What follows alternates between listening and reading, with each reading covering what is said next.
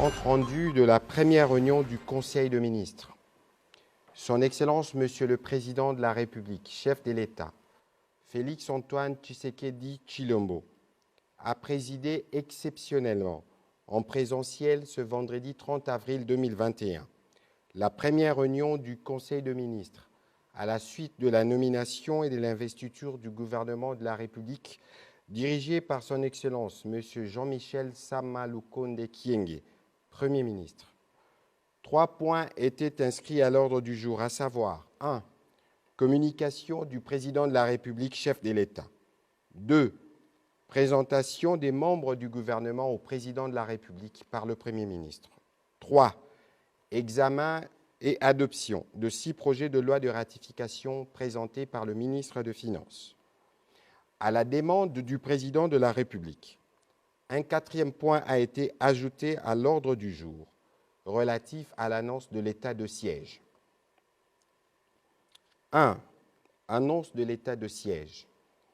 Au regard de la gravité de la situation, particulièrement dans certaines provinces de l'Est de la République démocratique du Congo, le Président de la République, chef de l'État, commandant suprême de forces armées de la République démocratique du Congo et de la police nationale congolaise, a informé le Conseil de ministres de sa décision de proclamer, conformément à l'article 85 de la Constitution, un état de siège dans les provinces du Nord Kivu et des Littoris, et ce, après concertation avec le Premier ministre et les 2 présidents de chambre du Parlement, Conseil supérieur de la défense entendu. Une ordonnance présidentielle sanctionnant cette décision sera rendue publique dans les prochaines heures.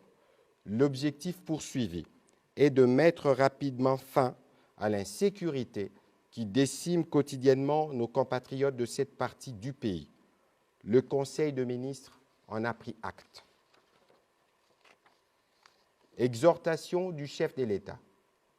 Toujours dans sa communication, le Président de la République a tenu à féliciter chacun des membres du gouvernement, dont la nomination n'est pas un fait du hasard, mais plutôt un fait du destin, cela au regard de différents critères qui ont été pris en compte dans la désignation des membres qui composent cette équipe.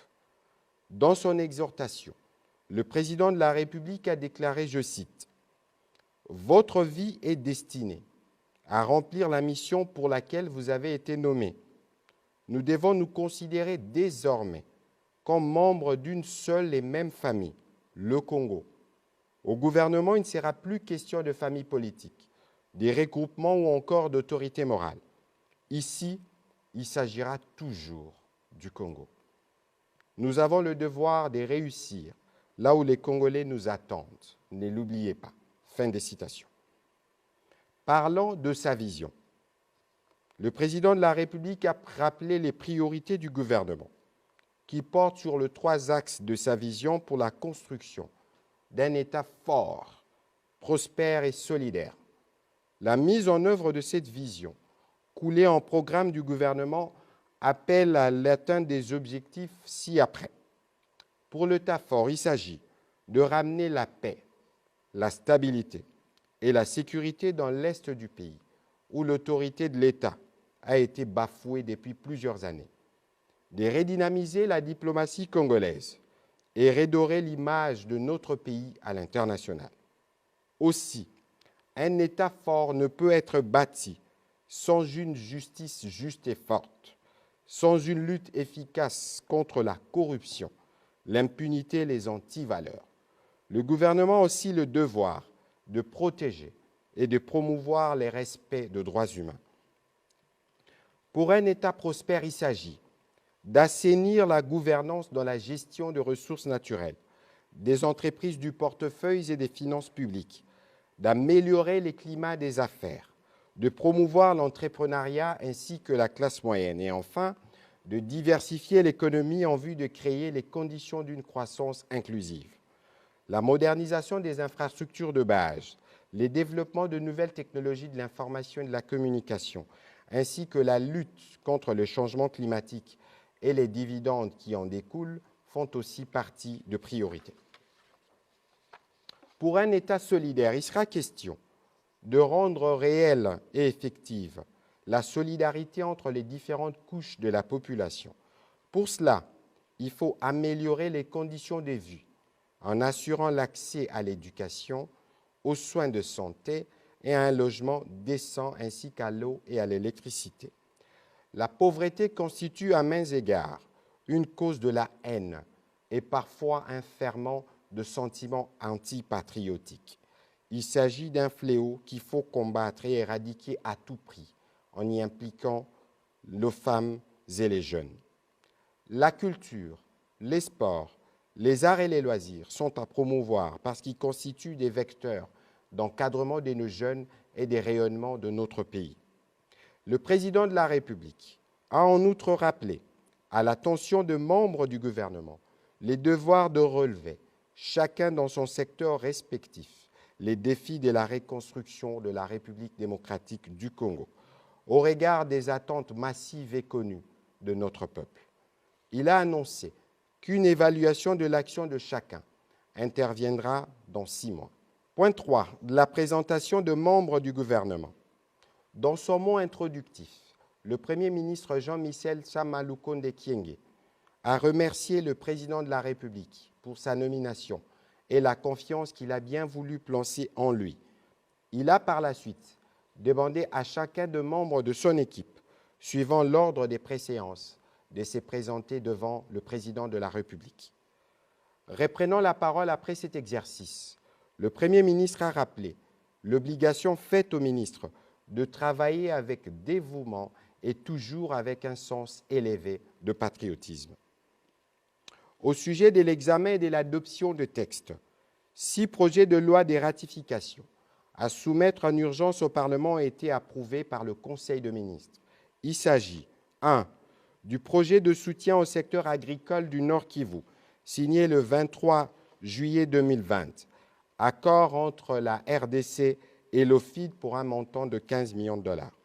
Du programme d'appui au développement rural inclusif et résilient, signé le 28 mai 2020 entre la RDC et les FIDA pour un montant de 26 640 000 dollars américains.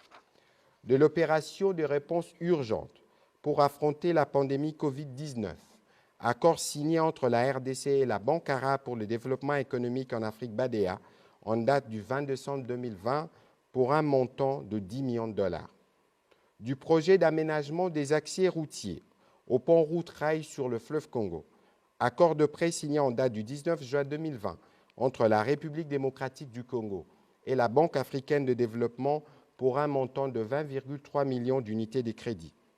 Du projet d'approvisionnement en eau à l'ozone, accord de prêt signé entre la République démocratique du Congo et les fonds de l'OPEP au FID en date du 23 juillet 2020 pour un montant de 30 millions de dollars.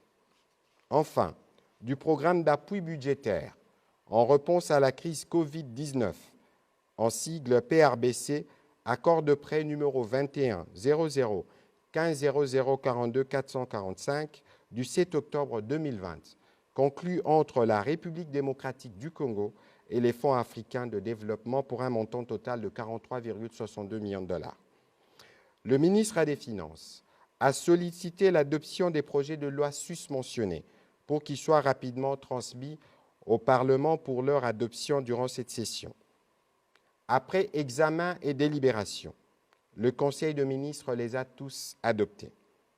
Dans sa conclusion, le président de la République a rappelé que cette réunion de prise de contact tenue en présentiel était une exception en cette période de pandémie à coronavirus. Il a en outre insisté sur le respect de gestes barrières. Il a à la même occasion, pour terminer, annoncé la tenue hebdomadaire du Conseil des ministres. Commencé à 12h15, le Conseil des ministres a pris fin à 13h30. Je vous remercie.